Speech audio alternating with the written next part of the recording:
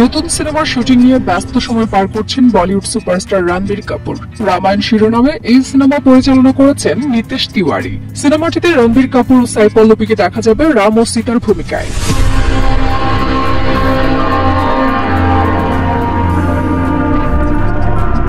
এবার জানা গেল মুক্তির আগে নতুন রেকর্ড করতে যাচ্ছে সিনেমাটি। ভারতের সব থেকে ব্যয়বহুল সিনেমা হতে চলেছে এটি। বলিউড ভিত্তিক পোর্টাল বলিউড হাঙ্গামার খবর 835 কোটি রুপিতে নির্মাণ করা হচ্ছে রামায়ণ।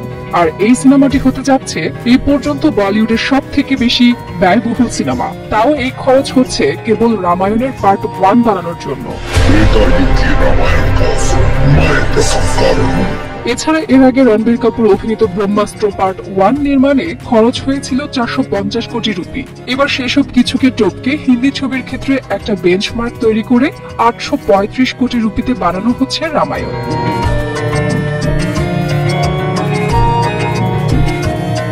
জানা যায় 2026 সালে মুক্তি পেতে যাচ্ছে রামায়ণের পার্ট 1। শুটিং হওয়ার পর 600 দিন ধরে কেবল পোস্ট প্রোডাকশনের কাজ চলবে এই সিনেমার। এদিকে রণবীর কাপুরকে সর্বশেষ দেখা যায় অ্যানিমেল সিনেমায়। রামায়ণ ছাড়াও তাকে সামনে দেখা যাবে আলিয়া ভাট ও ভিকি কৌশলের সঙ্গে লাভ অ্যান্ড ওয়ার সিনেমাতে।